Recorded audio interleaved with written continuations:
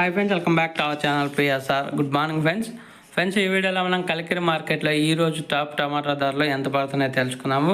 ఈరోజు డేట్ వచ్చేసి 23వ తారీఖు 6వ నెల 2024 సంవత్సరం. ఇక్కడ కలికిరి మార్కెట్లో అయితే 14 నుంచి 15 కేజీల బాక్సులు ఉంటాయి. ధరలు చూసుకుంటే ఈ థర్డ్ క్వాలిటీ 100 రూపాయల నుంచి 250 రూపాయల దాకా కొనుగోలు చేస్తున్నారు.